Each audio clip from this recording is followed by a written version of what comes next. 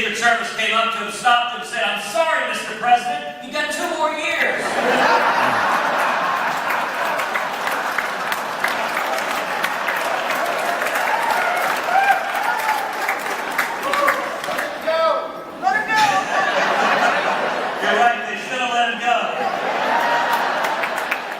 Then I have 2 words for you. President Biden.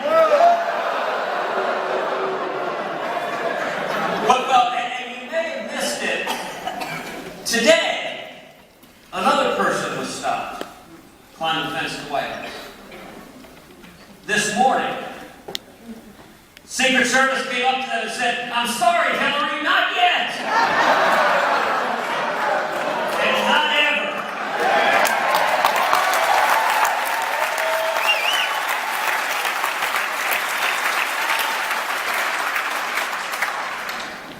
You know, after listening to great voices for freedom, like Sean and Mark and JD, it speaks to us all, reminds you why we're doing this. After seeing that beautiful young lady whose favorite animal is a pig. And by the way, I'll have you know, she's missing not 1 but 2 front teeth. You know, my daughter Caroline, who's 6, is missing a front tooth. The cool thing that you and she can both do is you can drink from a straw with your mouth closed.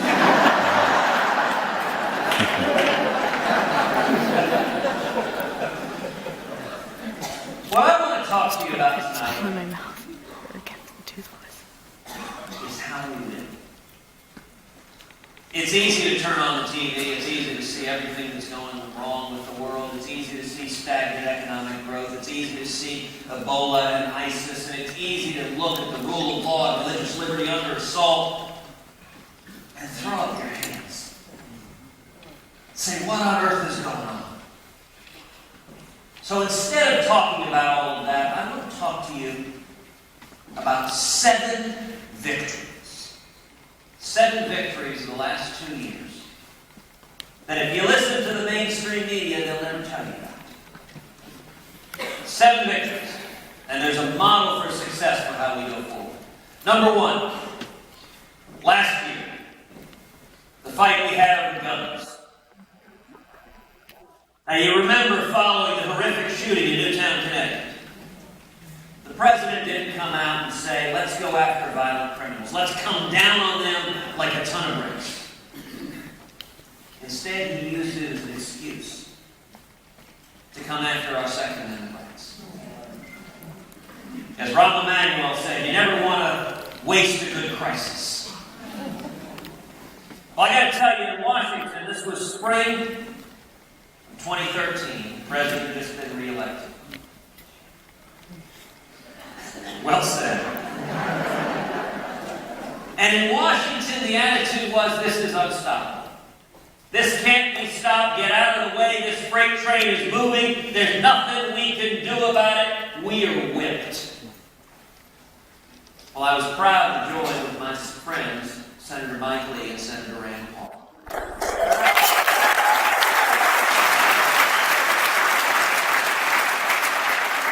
We wrote a very simple, very short letter to Harry Reid. We said, we will filibuster any legislation that undermines the Second Amendment rights of people.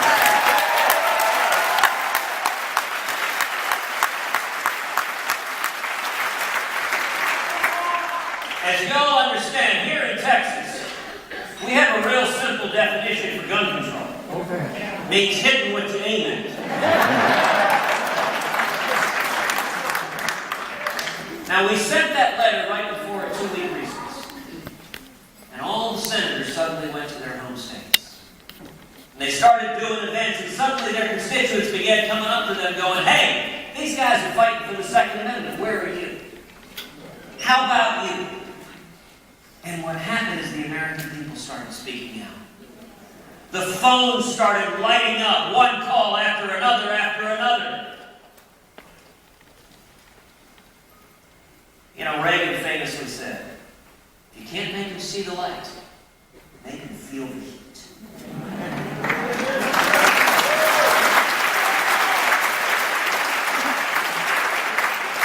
The American people spoke out control agenda, and when it came time for a vote, every single proposal that would have undermined the Second Amendment was voted down on the Senate floor.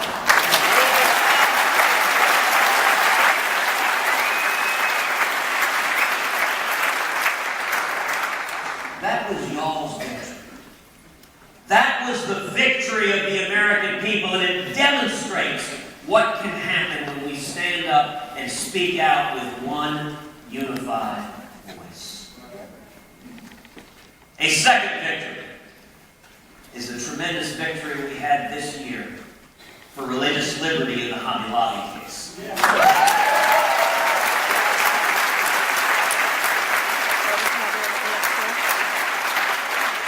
I remember standing out on the steps of the Supreme Court the day Hobby Lobby was argued.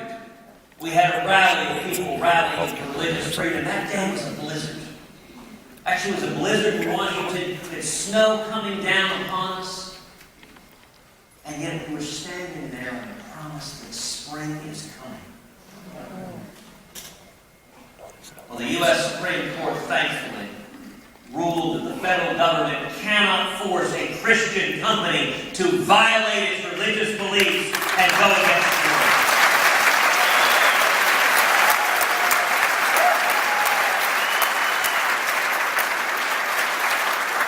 Now here's the bad news.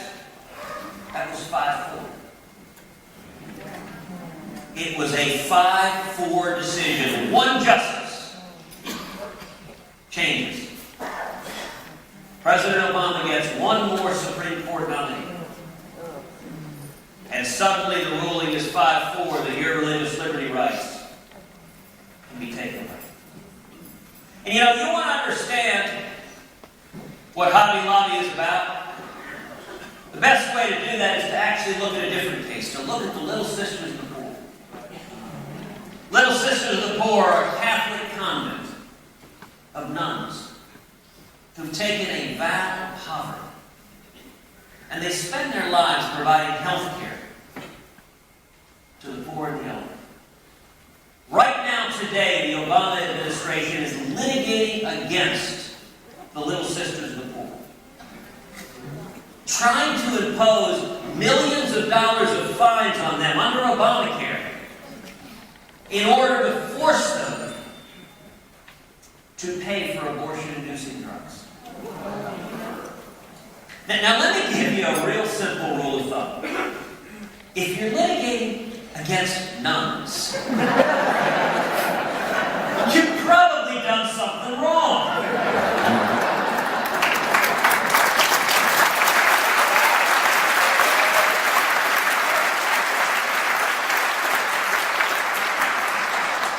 And you want to understand how radical and extreme the modern Democratic Party is? Well, you know what? I would welcome and invite Hillary Clinton to come right here. She wouldn't show up. But I'd welcome her to spend a day debating the nuns. Let her stand for fining nuns to force them to pay for abortion-inducing drugs. As for me, I'll stand with the nuns.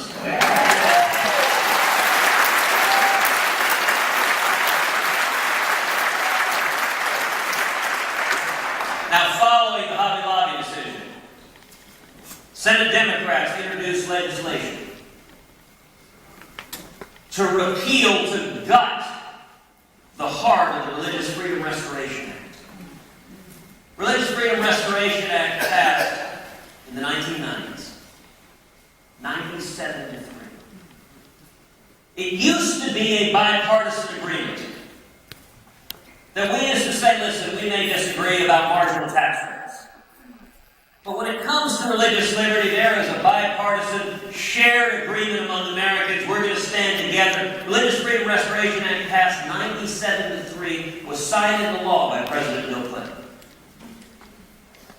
Well, just this summer, Democrats introduced legislation to gut that protection of our religious liberty. There are 55 Democrats in the U.S. Senate. Do you know how many Democrats stood up for religious liberty? 0. Not a single one. Look, I gave a long floor speech on the Senate floor pleading to the Democrats, is there no one that will stand for religious liberty? I had a giant poster with John F. Kennedy and a quote from him: he would not stand with someone who would not stand for religious liberty. Gotta tell you, my dad turned on C-SPAN, scared the death out of me. He saw me next to JFK. He said, my son's gone native.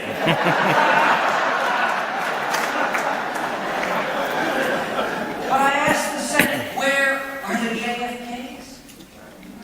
When did the Democratic Party declare war on the Catholic Church? When did the Democratic Party declare war on religious liberty? When did the Democratic Party embrace faith fines?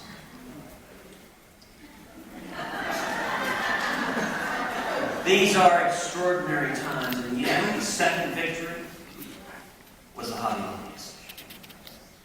Here's a third victory. We remember several months ago when the nation of Iran named as its ambassador to the United Nations Hamid Abu-Dhabi, a known terrorist. Abu-Dhabi participated in holding Americans hostage in 1979 and 1980. Now that was intended to be, and it was in fact, a slap in the face to America. And everyone in Washington said, this is terrible, there's nothing we can do. Well, I introduced legislation to bar Abu-Dhabi from being a dangerous.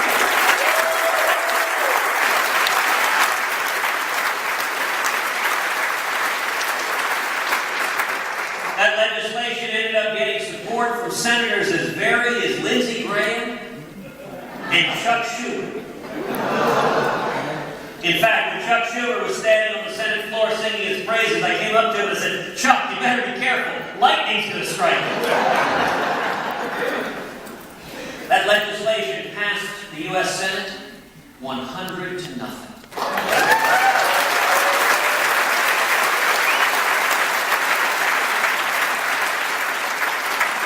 It went to the House, and it passed the House 435 to nothing.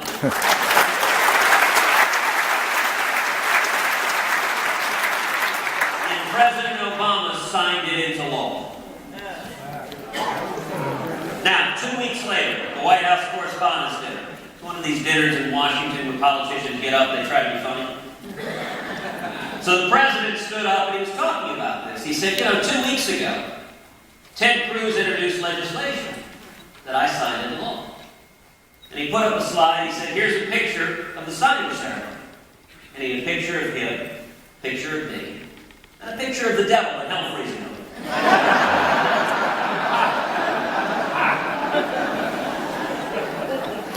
But we won that victory because we stood up for the truth and shined the light on what we should be doing to protect America.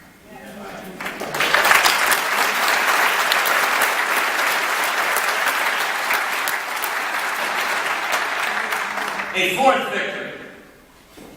We remember earlier this year when Israel had rockets raining down from Hamas, had terror tunnels coming from underneath. And in the midst of all of that, the Obama administration banned airline flights into the nation of Israel. Now, when that happened, I raised some serious questions. I stood up and said, why is it that the Obama administration has shut down flights into the nation of Israel? We don't currently ban flights into Pakistan, into Afghanistan, into Yemen. In fact, we don't even ban flights into much of Ukraine. And Ukraine had just shot down a passenger airliner with a Russian Buk missile. And I asked the question, why is it that the Obama administration singled out Israel for disparate treatment because one rocket fell harmlessly a mile away from Meriam Airport, one of the safest airports in the world? I asked the question, did the Obama administration just launch an economic boycott of the nation of Israel? And I pointed out that they announced it at the same time that John Kerry arrived in the Middle East with $47 million for Gaza that will end up in the hands of Hamas. And at the same time, they tried to to pressure Prime Minister Netanyahu to stand down and stop trying to take out Hamas's rockets and terror attacks. Well, we shine the light on that. And others began speaking out and shining the light on that, and suddenly the criticism from the American people became so intense that within 36 hours they lifted the ban on flights. Let me tell you right now, I hope we see the other side of it right now. Because we shouldn't have banned flights into the nation of Israel, but why on earth are we allowing commercial flights from nations with an Ebola outbreak?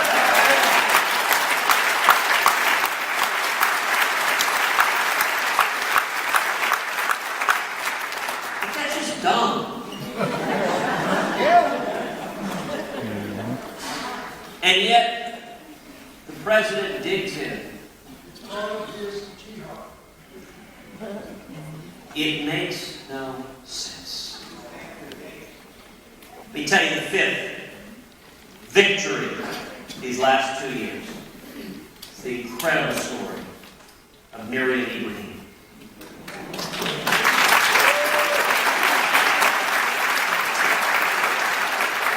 Meriam Ibrahim is a young wife and a young mother. She has a son, Martin, who's just under 2 years old. And then she has a beautiful newborn baby girl named Maya. Maya was born in a prison cell with her mother's legs and leg bones. Meriam Ibrahim had been sentenced by the government of Sudan to receive 100 lashes and then to hang by the neck until death for the crime of being a Christian. And the government of Sudan went to Meriam and they said, if you will simply renounce Christ, we will spare you this horrible sentence. And Meriam looked at her captors and she said, I cannot and I will not renounce Jesus.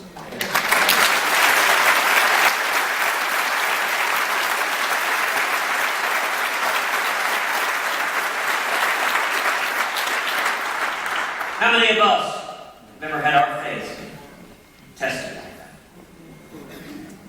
Well, I'll tell you, millions of believers across America and across the world lifted Meriam up in prayers. And we spoke out. We spoke out loudly. I'm sorry to say that among the voices calling for Meriam's freedom was not the President of the United States.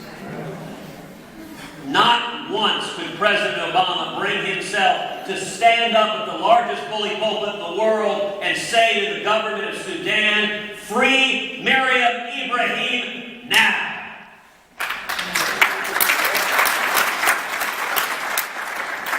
And yet the voices of millions of believers shining the light on what Sudan was doing was so great that they could not stand the heat. And Sudan released Meriam. She's married to an American, Daniel, in New Hampshire. They are back in America, free at last.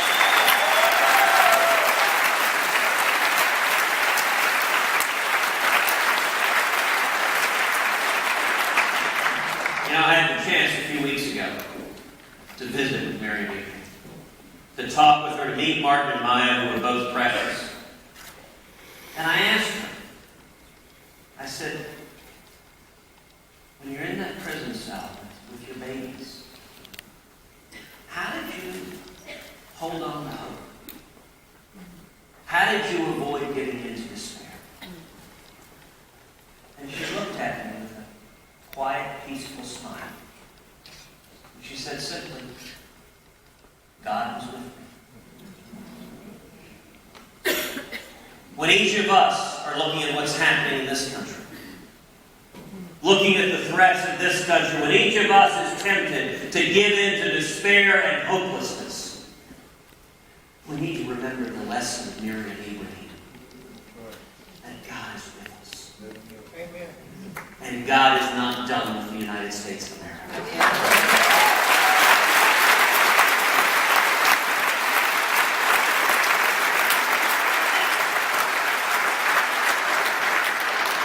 Now, the final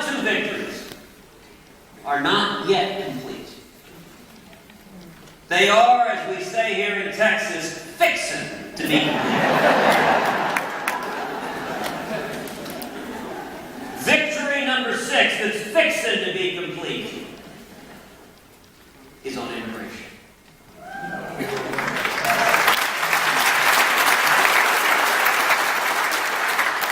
The time has come to finally secure our borders and stop amnesty.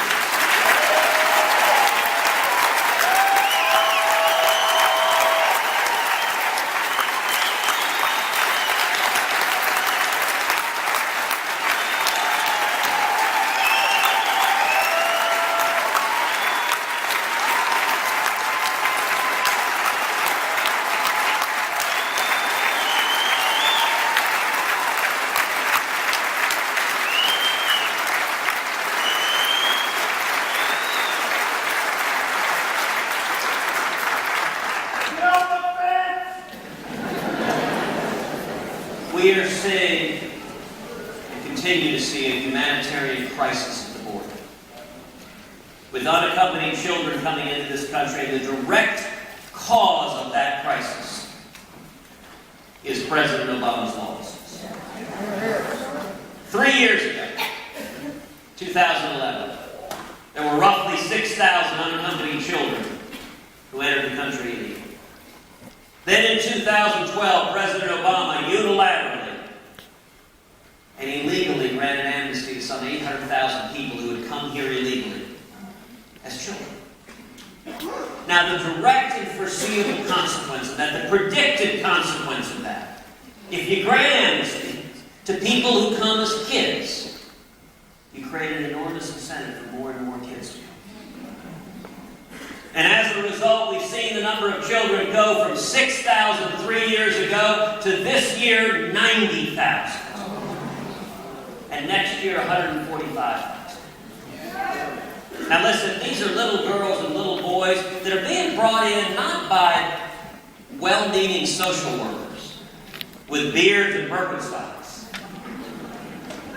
but by hardened, violent drug cartels and coyotes who are physically assaulting these kids. They are sexually assaulting these kids. It is not humane. It is not compassionate to maintain a system of lawlessness and amnesty that keeps having tens of thousands and hundreds of thousands of children victimized by violent drug cartels at the border.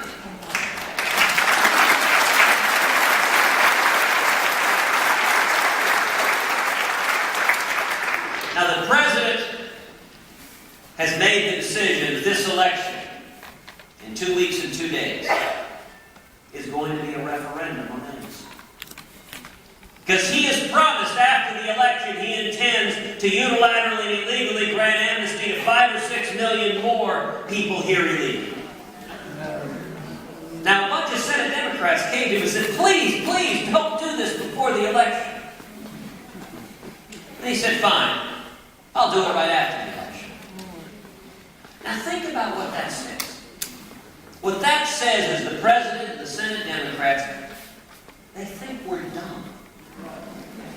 They think we're not smart enough to figure out that if he does the amnesty after the election, maybe that's the reason to show up and vote in November 2014.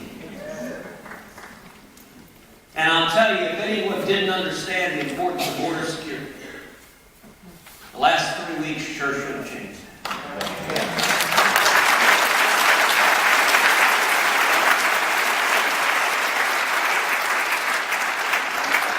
Anyone who hasn't seen it should take a look at the recent public statements of General John Kelly.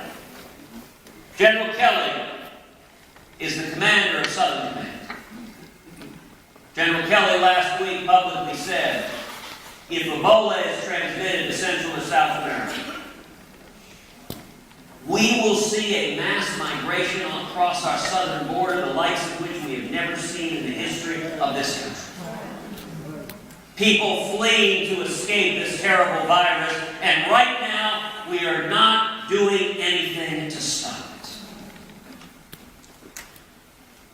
Now listen, for the next 2 years, this president sadly is going to continue to refuse to enforce the law. his time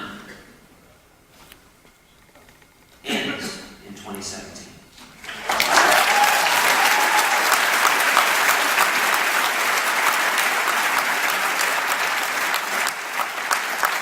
And the American people are realizing the consequences of electing a lawless president who will not secure the borders, will not follow the law, and illegally grants amnesty.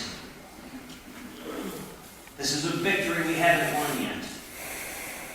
But the more the American people shine the light and are aware of the truth, which you'll note is the pattern in each of the other 5 victories, this is a victory we are fixing to win.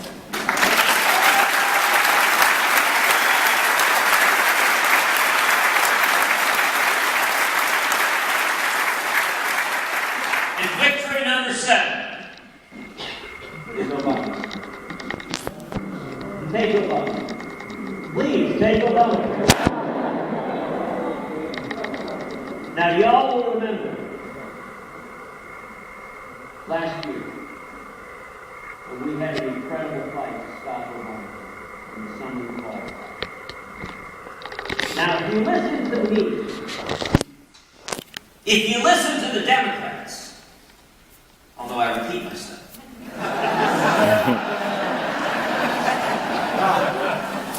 they will tell you that fight did not succeed. Well, I'm going to suggest the proof is in the pudding.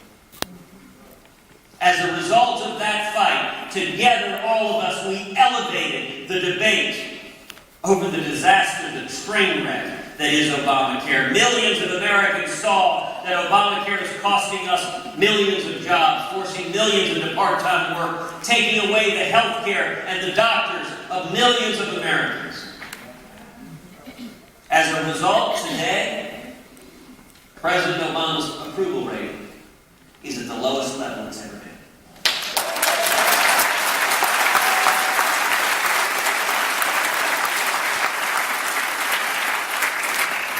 By the way, it's so bad. Are any of y'all familiar with the TV show The Walking Dead? That's what pollsters are calling Democratic senators.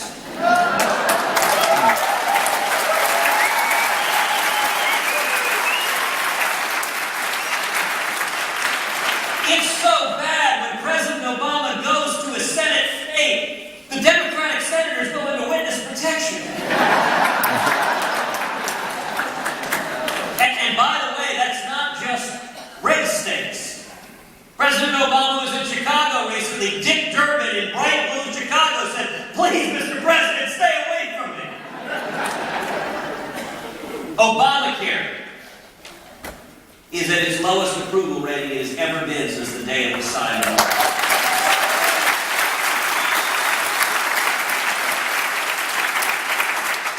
It has plummeted in approval among young people. It has plummeted among Hispanics. It has plummeted among independents. It's even plummeted among Democrats.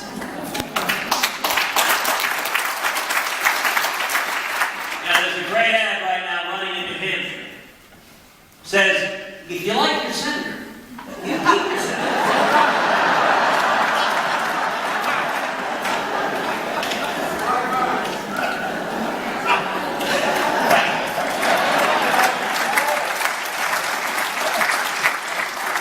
There is a lesson from each of these victories. How do we win? We shine the light, we tell the truth, and we empower the American people to make D.C. listen, to hold Washington accountable.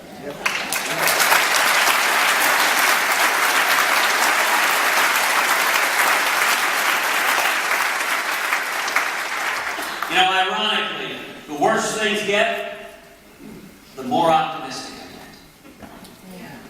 Because sometimes things have to get really bad to wake people up. It took Jimmy Carter to give us Ronald Reagan.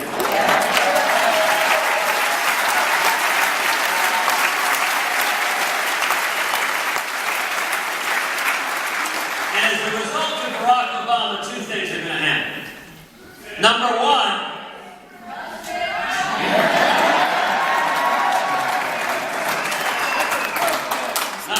in 2 weeks and 2 days, we're going to retake the Senate and retire Henry Lee.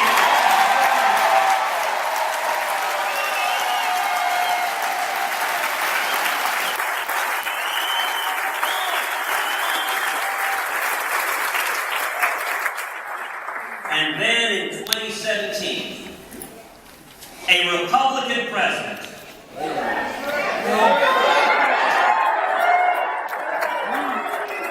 is going to sign legislation repealing every word of Obamacare.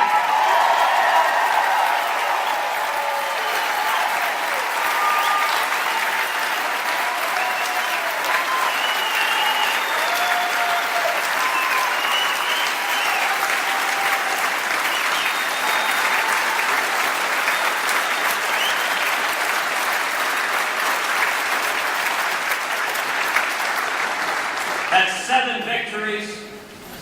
We're fighting together. We're fighting side by side. And let me tell you, I am honored. I am humbled to be standing shoulder to shoulder with each of you, as together we fight to preserve that last best hope of mankind, the United States of America.